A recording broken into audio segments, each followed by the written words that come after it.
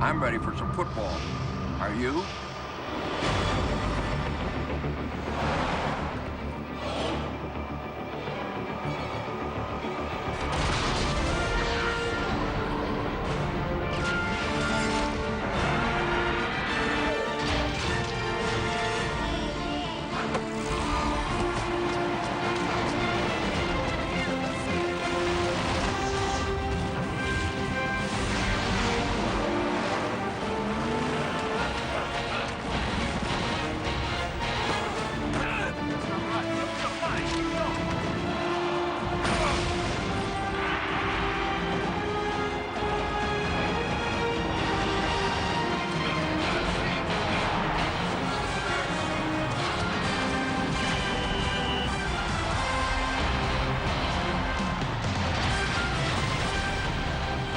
It is the second Monday of October, but the first feeling of winter.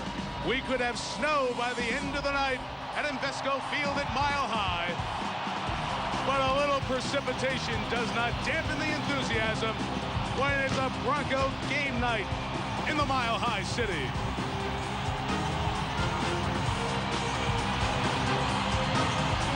And we welcome you to the end of week 5 of the NFL season. Mike Tirico, glad you're on board for Monday Night Football. 3 unbeatens left in the National Football League. Of course, you have Chicago, Indianapolis, and Baltimore at 4-0, although it's a bit specious 4-0. If you look at the 4 teams they've beaten, they have a total of 4 wins. Meantime, the Broncos are 2-1 off a bye week, and before that, they went to New England and beat the Patriots. 2 coaches tonight, Brian Billick, Mike Shanahan. Both won Super Bowls, both known as offensive geniuses, if you will, but it's their defense that has them in a good spot through the first month of the season. On board, of course, with Joe Theismann and Tony Kornheiser, and we start with the quarterbacks having to be so precise tonight because the defenses are so good, and you start with Baltimore's Steve McNair, acquired in the trade from Tennessee. What has he done the last 2 weeks? Back-to-back fourth-quarter rallies to win. Mike, he has led them to back-to-back comebacks. The problem is they don't want to make a habit out of this. The Ravens want to find some offense early in the game. As a matter of fact, Brian Billick has spent some time looking at film of Steve McNair, trying to figure out what he does well. He really figured out that he plays a brand of street ball. That doesn't mean look at receiver 1, look at receiver 2, look at receiver 3. Basically, it means, Steve, drop back. If the guy looks like he's open, just fire the football to him. That seemed to work out quite well, Mike. They're just going to have to get to it a little bit earlier. Well, Steve gets used to the system. It's the situation for his opposite number tonight, Jake Plummer, who has, let's face it, Tony, the only sports job in Denver that matters. Absolutely. Long before there were the Rockies or the Avalanche or the Nuggets, long before all of them were the Denver Broncos, one of 8 original teams in the old AFL. Most Americans over 40 first heard of Mountain Time because of the Denver Broncos and Mile High Stadium. Other than that, what's out here? I mean, besides sheep. Like Green Bay and Washington, Denver is a football city first, last, and always. When the Broncos play, the streets in Colorado are dead. Everybody's inside watching. The biggest Bronco of all, of course, is John Elway, who took Denver to 5 Super Bowls. People here are waiting impatiently for one from Jake Plummer. Plummer's fatal flaw, he's not Elway. He isn't as polished as Elway, isn't as handsome as Elway, doesn't have as many teeth as Elway. Instead, Plummer has made news by having road rage and flipping off some fans. And you can't fumble twice and throw 2 interceptions in the AFC title game against Pittsburgh and have anybody in Denver love you like they love John Elway. Plummer's career season went south right then, and he knew it. Being the Broncos quarterback is the most important job in the whole state of Colorado. John Elway casts a giant shadow in that job even now. How sweaty you think it gets in that shade, huh? Well, if that's not making you sweaty, the Ravens defense will. If you love defense, you're in the right place tonight because they both bring it. Ray Lewis and company for the Baltimore side, and on the Denver side, John Lynch and company. Susie Culper, Michelle Tafoya, tell us about these defenses when you come back. Anyway, Raven fans, this is great for you. Tonight's telecast available in high definition on ESPN HD, presented by DLP. Picture Technology. defense will dominate tonight. For more on that, to the sidelines, Michelle Tafoya and the Broncos in the second. First, Susie Culver on Baltimore. Susie. Well, Mike, there are a lot of reasons why this Ravens defense is so good. Number 1, against the run. Number 2, overall. Number 3, in points allowed. And it begins with chemistry. Ray Lewis told us that he's just amazed at how they're playing together as a team, how much fun they're having. He added what's truly scary: they haven't played their best yet. This is a defense built on aggressiveness and intellect. The athletes are so versatile, it allows defensive coordinator Rex Ryan to be ultra creative. Mike Shanahan told us he hasn't seen a defense with this many different fronts and this much deception since Rex's dad, Buddy Ryan, introduced the old 46. Michelle, Shanahan said this is one of the best defenses his team will face all season. Well, Susie, Shanahan's defense isn't too bad either. Denver started the season by keeping opponents out of the end zone for 11 straight quarters. The last time that happened in the NFL, 1942, courtesy of the Chicago Cardinals. Denver is 4th in the league in scoring defense at 10.3 points per game. They are tops in the league in red zone defense. In 9 red zone opportunities, opponents have come away with just 1 touchdown. Pro Bowl safety John Lynch told us this Denver defense is excited about being compared to Baltimore tonight. He said, in a game like this, we have a great opportunity to play better than the best. And tonight, John Lynch is wired for sound. Go. Now hit it on the head, fellas. Everybody's talked about them all week. You want respect in life, you go take it. You earn it. We earn it by go hitting them in the mouth all night long. And when the ball's loose, it's ours. When the ball's up in the air, it's ours. Attack all night long. Attack. They won't fall forward. Let's go get their ass. An NFL tradition. Every man's right. The ultimate gig comes on Monday night. Come on, hit it. You better get it.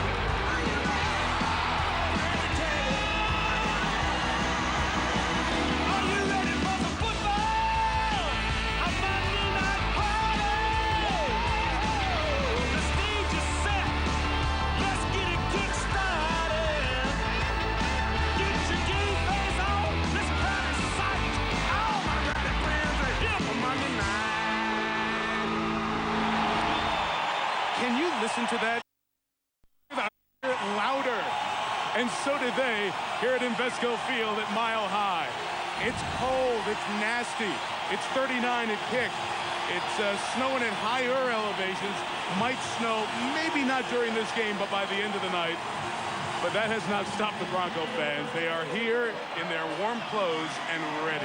When you say it's snowing at higher elevations, we're pretty high up in this stadium. It might get to us in a little while. It might get here eventually. Yeah. Mile High plus. It is Paul Ernster who is set to kick it off for Denver. B.J. Sams, one of the top kickoff return men in the league, back to receive, and off we go from the Mile High City. Ernster across the 15, and he's brought down at the 20-yard line by Patrick Chikura. So here comes Steve McNair, as we mentioned at the top. What a career he had with Tennessee, and then he comes over to Baltimore via the trade when he was essentially told by Tennessee, we're moving on, we're moving in a different direction. So McNair has led this Ravens team to a franchise-first 4-0 start.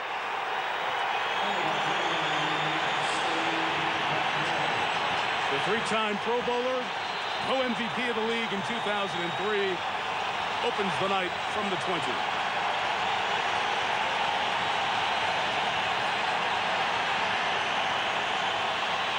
Jamal Lewis first carry, couple of yards. Wide receiver Derek Mason introduces us to the rest of the Ravens starters. And to anchor the offensive line, 9-time Pro Bowler, future Hall of Famer, J.O., the Jolly Green Giant, moving to center. Mr. Grouchy, Mike Flynn, over the right guard. We call him Vince 3000, Kedrick Vincent. Moving over to the backs and tight ends, we start with number 9. You all know him, Aaron McNair. Moving over to the All-American, Todd Heap. And alongside of me, the youngest of the bunch, Mark Clayton.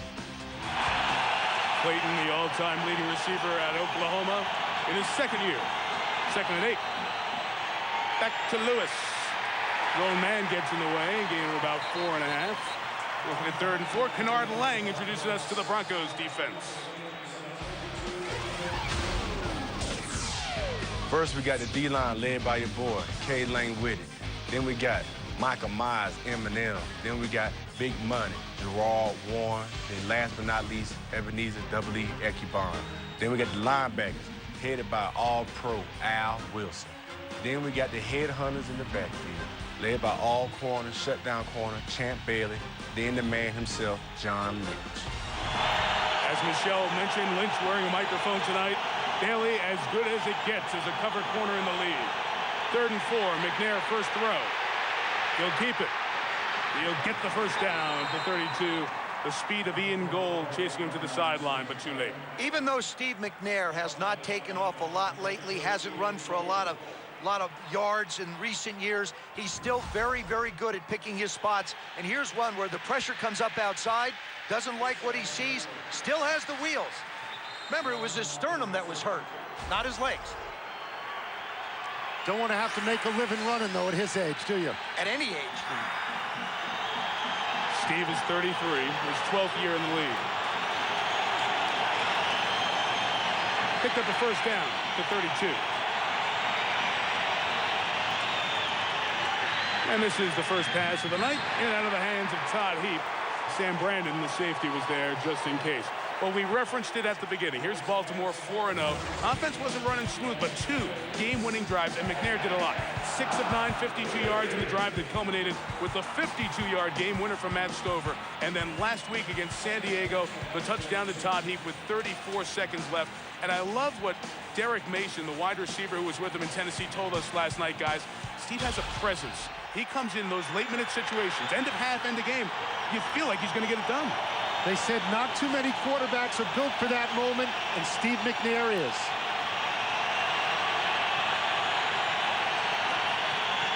Second and 10, pressure, and McNair is brought down by Ebenezer Ekubon.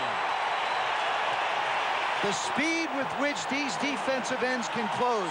We saw Elvis Dumerville on the pressure before. Now from the left side of your screen, here comes Ebenezer. He just goes right inside of Jonathan Ogden. Ogden wasn't sure who to block. Didn't block anybody. That means that Steve McNair's got to pick it up.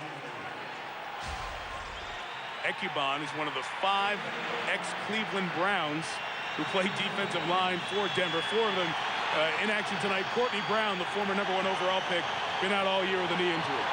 3rd down.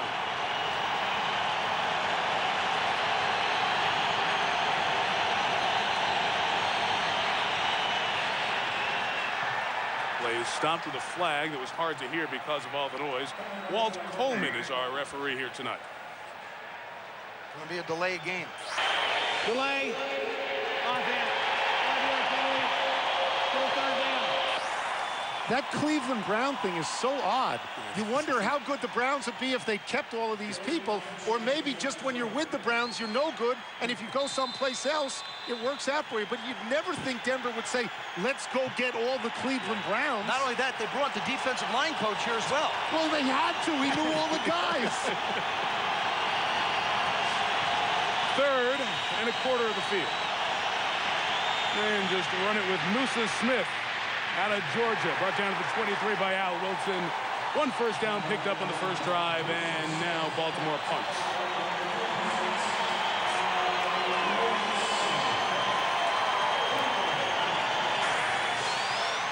Sam Cook's a rookie out of Nebraska, who drafted in the 6th round. Pretty good kicker, averaging 44 yards. Darren Williams is a good punt returner most times, but nobody's been good returning anything for the Broncos. Their special team returns, although few opportunities in the first 3 games, has been just bad.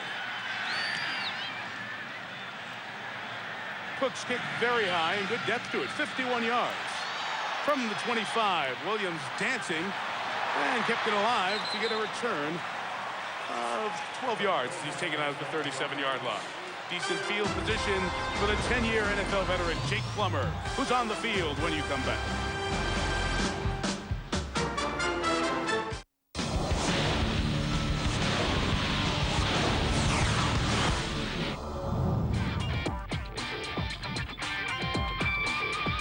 Oh, the crystal ball. Oh, very well done, sir. And then at the 4th, Another birdie try, another long putt. He said afterwards, if you had a 12, 13, 14-footer and you didn't hit it, you felt like an idiot because the greens are so good. Second and 11. And Grossman's going to go deep. And that pass is perfectly thrown to Berrien for the touchdown. That was a perfect throw. I mean, that was a thing of beauty.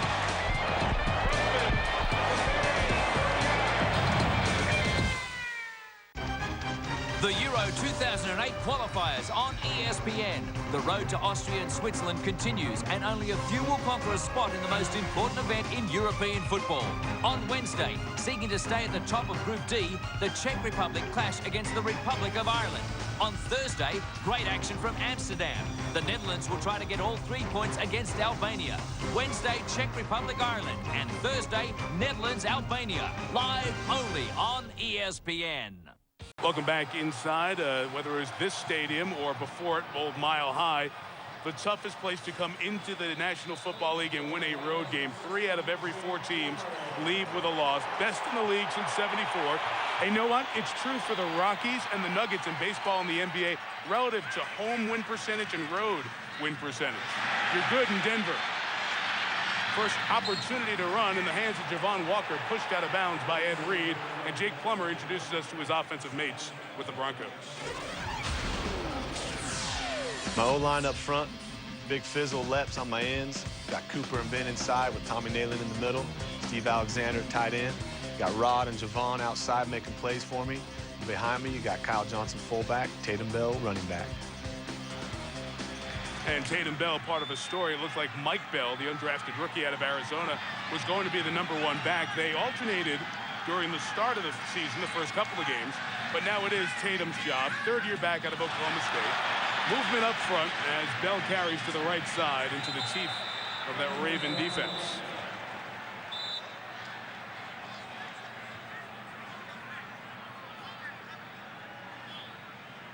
This defense calls itself organized chaos. And it's a very good description of them, too. And they're trying to create some, not just for the Broncos, but the officials, as Ray Lewis is in there negotiating on this call. As much as the Ravens jump around on the defensive side of the ball, look for Jake Plummer to go with a lot of hard counts. Now, Tony, that's when you go, hut, hut, hut. You know, you raise your voice a little bit to try and get them to jump offside because they're so active. Encroachment. Defense. 5-yard penalty. Still second down. Thank you for explaining hard counts. Later, I'd like you to deal with offsides and perhaps, you know, the 2-point conversion. Yes, I'd be happy to get to that. My pleasure. Ray Lewis was well, you didn't know what a silent count was. Did not.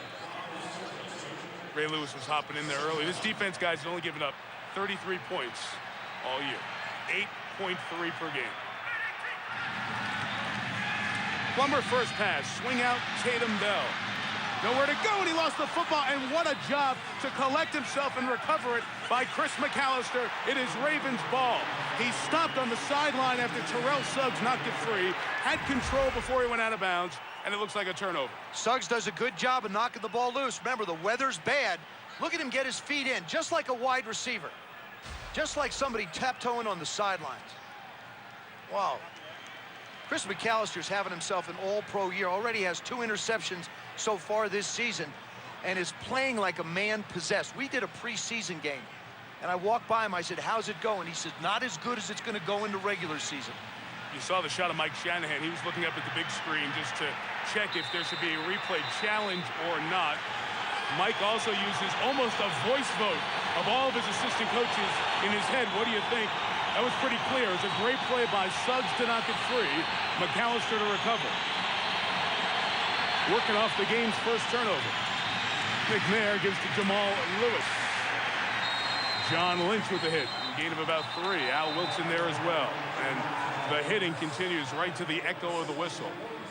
So Jamal Lewis, he had the season as the Offensive Player of the Year, the Pro Bowl season in 2003, 2,066 yards, only Eric Dickerson better, but then 1,000 yet less in 04 and under 1,000 in 05. And the question becomes, what happened to Jamal Lewis? The legal issue he had to deal with, was in jail for 4 months, a halfway house for 2 months, and then after that, he had ankle surgery. So there were a lot of extenuating circumstances. but we haven't seen the guy we got used to in 03. There he is, running hard to the left side, getting to the 34-yard line. Michael, one other part to the description that you just gave about Jamal is they were beat up bad in the offensive line. So often we talk about the running back and what they can do, but it's those 5 guys up front. If they're healthy, they can get it done. Take a look at Sean Alexander last year with the yards that he had leading the league. A lot of that had to do with the 5 guys up front. But you can't have the lead back averaging 3.3 yards a carry. You can't have that. You have to change backs or start throwing the ball all the time. 3rd and 4. McNair gets the towel out of the way, so Mike Flynn's shotgun snap doesn't hit it. Felt the pressure, got rid of it, complete for the first down to Mark Clayton. It'll be marked at the 28-yard line. Dominique Foxworth on the tackle. This game for both offenses is all about manageable 3rd downs. Those are 3rd downs that are 3, 4, 5, and 6. Nice set, good move, short pass. You're going to be able to get away from the defender quickly when you make your decisions in this kind of weather because they have to be careful of their footing.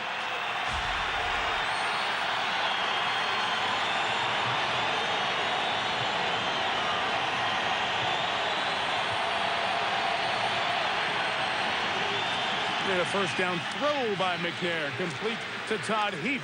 Keeps the play alive, yards shy of the first down, gain of 9, and here's Susie Colbert. Mike, I called Titans head coach Jeff Fisher to talk about Steve McNair. The first words out of Jeff's mouth, I miss him so much. He said it's like sending your first kid off to college. We were together almost every day for 10 years. On the field, Jeff misses Steve's consistent approach. He said he never changes. He called him the most competitive person he's ever met, not outwardly, but inside he will always find a way to win.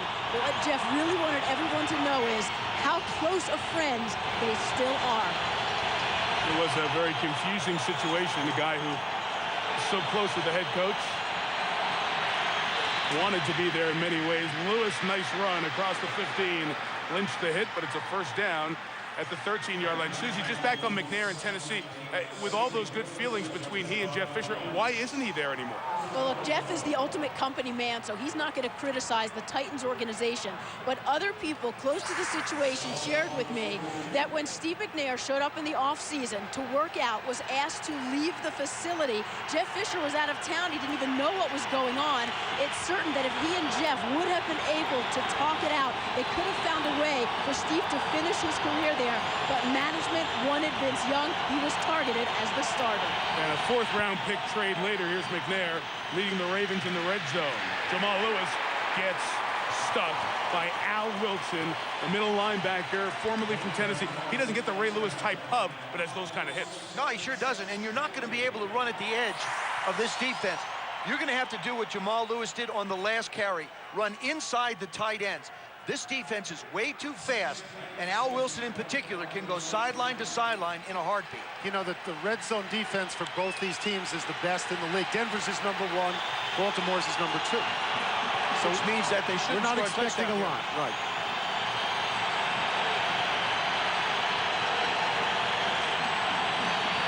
Second and 10, Dan Wilcox, the tight end, in motion.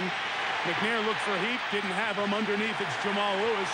Very little room to go. We have 3rd down coming up. Luckily, we've got a quarterback in the booth. It is rainy conditions, cold, bad conditions. How much is the actual pass affected by that? It's not actually. The ball gets a little bit more tacky and is easier to throw as long as it's not raining real hard. So it's easier now? It's a little bit easier to grip it unless it gets really wet. But Al Wilson, he showed you the quickness that time. McNair had a lot of time to throw the football on that last play. 3rd down.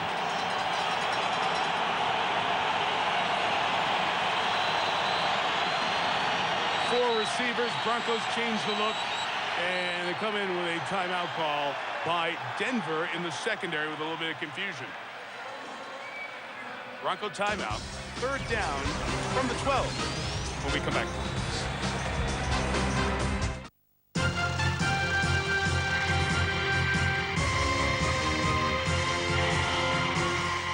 October 9, and on this day in 1993, top Australian jockey Ken Russell died after being critically injured in a fall at Rosehill Racecourse in Sydney. 42-year-old Russell was one of Sydney's leading jockeys and had ridden more than 100 winners. October 9 was also the day basketball superstar Charles Barkley collapsed during the Phoenix Suns team training camp when his legs went numb. Barkley fell to the floor during sprint training and stayed there for 30 minutes before teammates helped him to the locker room. Also on this day, Australia's Michael Klim broke the 100 metres butterfly world record, coming home in a time of 52.15 seconds. And Swedish golfer Annika Sorenstam, who in 2003 became the first woman in 58 years to compete in a PGA Tour event, celebrates her birthday on this day, October 9.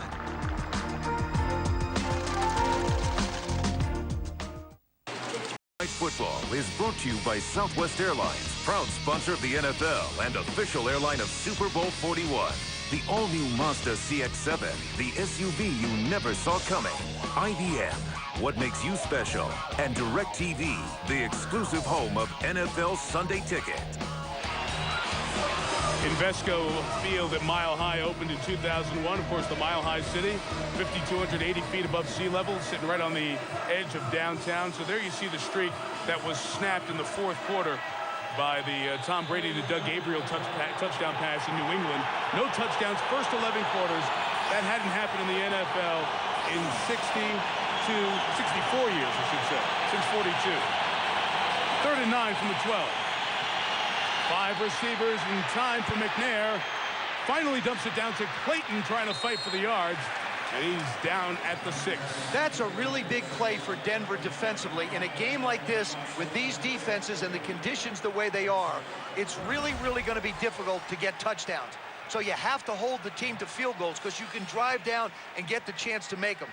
McNair showed you again his mobility, but what has impressed me down here is the line blocking. He's had 5-6 seconds to be able to throw the football, not been able to find anyone. Matt Stover for his 30th consecutive field goal. Will be 24 yards officially. Good job with the snap by Cook, gets it down, and he now moves within 12 of Mike Vanderjagt for the record for most consecutive field goals in NFL history. It's interesting. This is all brought on by a fumble. The one statistic that Mike Shanahan believes in is turnovers, and they cost his team right here.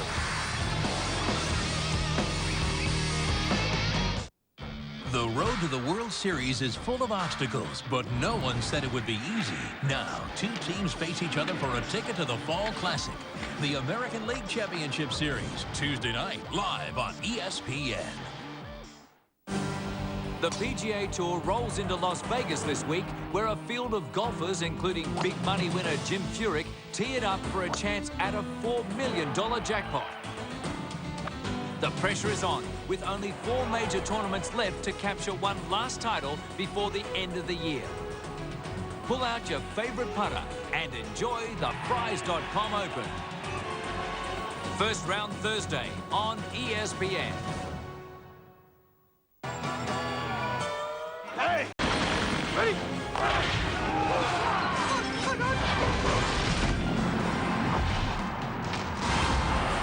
Back in Denver, the Broncos lost the season opener at St. Louis 18-10, beat Kansas City 9-6 in overtime, and then the victory over New England to get to 2-1. Undefeated Ravens on the ball first. Quincy Morgan runs up to get the kickoff. Free agent signed after the season started off the Pittsburgh roster. He was cut there by the champs, and he's got to the 28-yard line, tackled by Ovi Muhela. Big Plummer in the offense trying to get back on the board when you come back.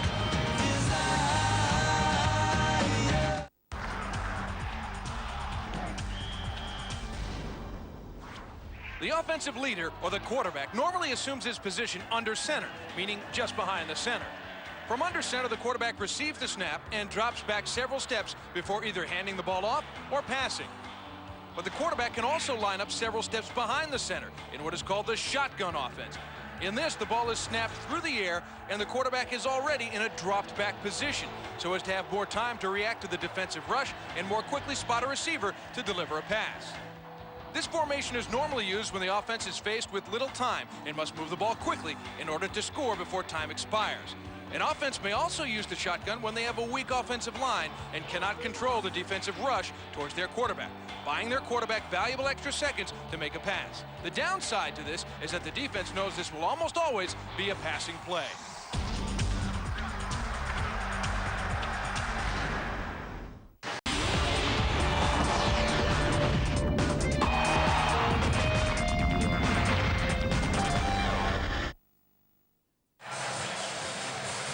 It's a cold rain that may turn to snow before the night's over.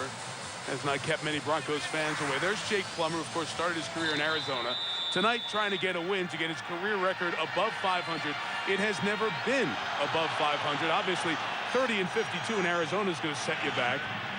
But he's 22 games over 500 as the starter here in Denver.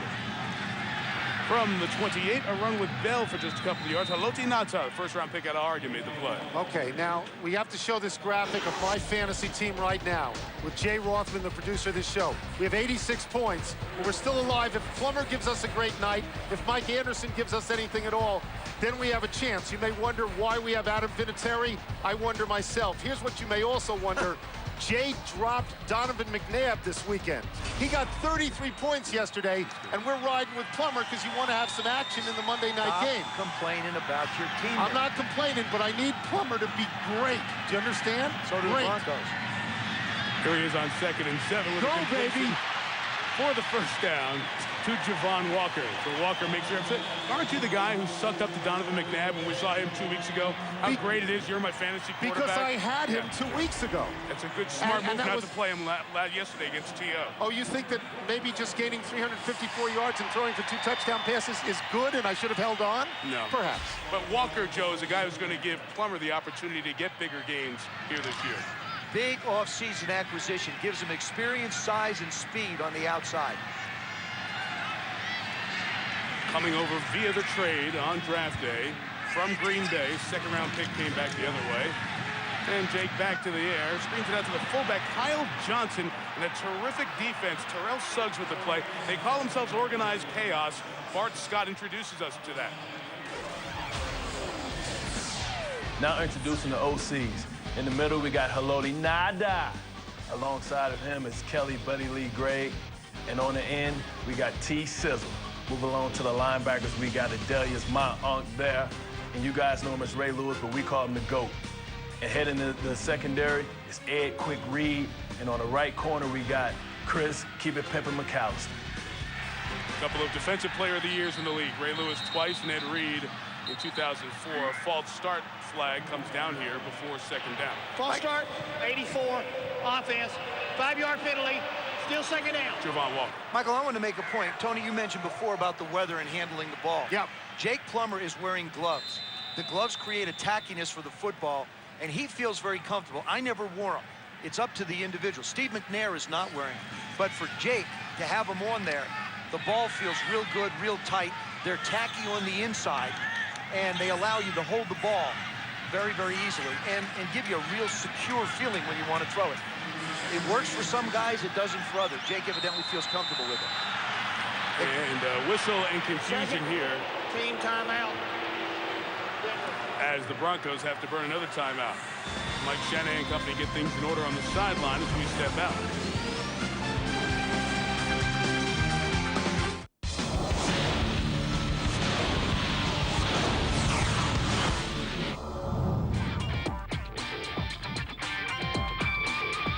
Oh, the crystal ball. Oh, very well done, sir.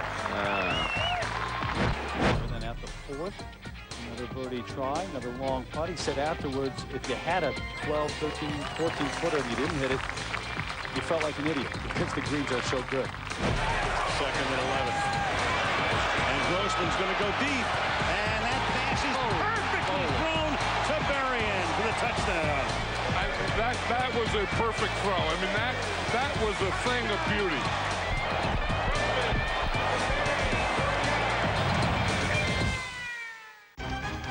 The Euro 2008 qualifiers on ESPN.